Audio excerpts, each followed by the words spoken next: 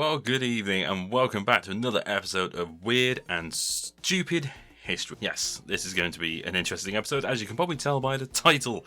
Oh yes, we're taking a look at the Bob Semple tank. Yeah, that one. Also, as you may have noticed, I actually have myself a little bit of a mascot now. Yes, this is, well, me. Yeah, I've got myself a little avatar to be running around in these videos. But anyway, let's get on with the video. As always, we have to take a look at the actual history of these situations. And today we're taking a look at the Bob Semple tank, which means we need to go to New Zealand. Now, the reason why the Bob Semple tank was even created was because New Zealand was getting increasingly worried about the possibility of a Japanese invasion. Bearing in mind that they were actually looking into going into the Philippines at this point.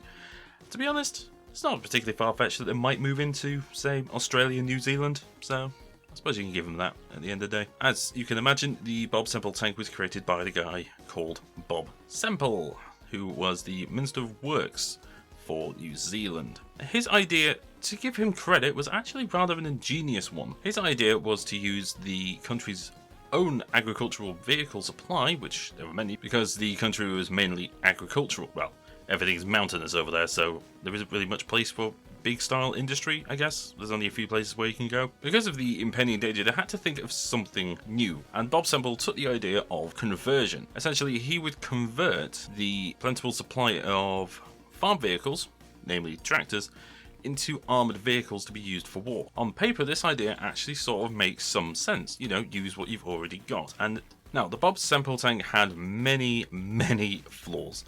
It also had some good sides, so what we're going to do, we're going to take a little bit of precedence here, and we're going to sort out a pros and cons list. Yep, I've turned into that. Let's take a look at the pros first. Okay, the first pro on the list is that these things were actually relatively cheap to make. Although only 3 were actually built, we do actually have an accurate report of how much they cost. Between all 3 of them, it cost less than 10,000 British pounds.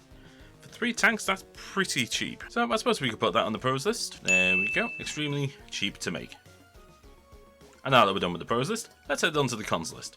This thing was horrifically slow. Just for reference, the Matilda tank, one of the main tanks of the British Army in World War II, this thing could go at 16 miles an hour. The Bob Semple tank, by comparison, could go at 15 miles an hour. Also, what was bad about the Bob Semple tank was that it had to change gear. The problem is the Bob Semple tank had to stop to change gear. So this thing was pretty much useless in any sort of high-speed attack.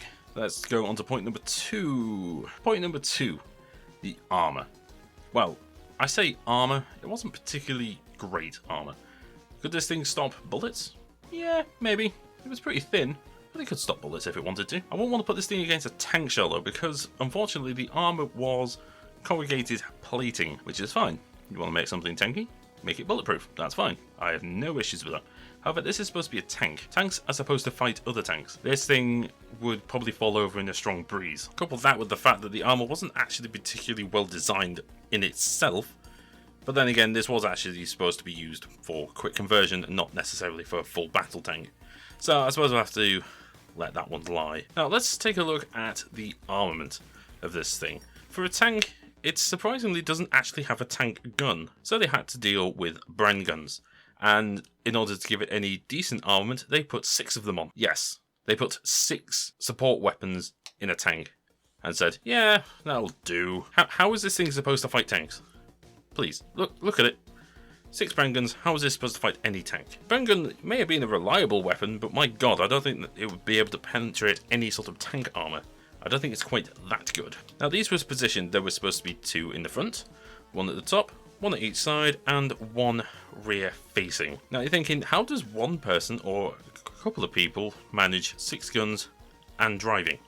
Well, they didn't. This tank had a complement of 6 to 8 people in it.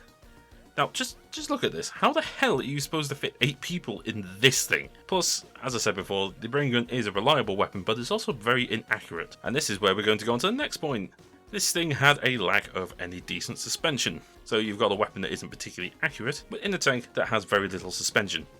I mean, it was designed off a tractor base. Tractors aren't particularly known for their suspension, they're just there to drag. So as you can imagine, these things were spraying every left, right and centre trying to hit anything. And the final little point on this cons list, it's effective range. Now what do I mean by effective range? I mean how much fuel it was consuming and how long it could go for. This thing had less than 100 miles of effective range. That is shockingly bad as well. Bear in mind it had to use a tractor fuel tank and a tractor engine. They're not particularly built for longevity, let's put it that way. Imagine a tank having to use the exact same specifications for an engine and a fuel tank of a tractor. Now Bob Semple said that this tank would be the ace in the hole. Well, he didn't say that. I presume he probably thought it because nobody else was actually coming up with any other ideas at the time, which is true. Nobody came up with any other ideas, and that was Bob Semple's defence. I don't see anybody else coming up with any ideas. Can't really fault him for that, I guess. Now, only 3 Bob Semple tanks were ever actually completed, or converted, or built. I'm not sure which way to go with that, to be honest. Only 3 were built, and the army basically turned around and went, no, we're not having this. And thankfully for them and the entirety of the New Zealand nation, the Allies, the Brits and the Australians actually decided to be nice to them and take away their Bob Semple tanks and give them proper fighting vehicles such as Sherman tanks. Although to New Zealand's credit, they did actually get brain carriers as well, which were much more effective and they were actually useful. Now, just as a quick comparison at the end here, imagine this thing, right? The Bob Semple tank going across and fighting a Japanese Type 95 on Type 98 light tanks. The Type 98s and 95s were a lot faster. They actually had a decent anti-tank weapon. They were a lot smaller. They had more effective range, and they were able to fire on the move. Admittedly, not particularly accurately, but they were able to fire on the move pretty well. Well, compared to the Bob Semple tank anyway, let's put it that way. So as you can see, the Bob Semple tank thankfully didn't last very long, and we no longer have to deal with this invention. They're still up in museums in New Zealand actually, where you'd be able to go see them once lockdown's over and done with, admittedly, and world travel actually comes back. But these were so ineffective they were binned, and I think for the betterment of all of mankind, these things didn't survive.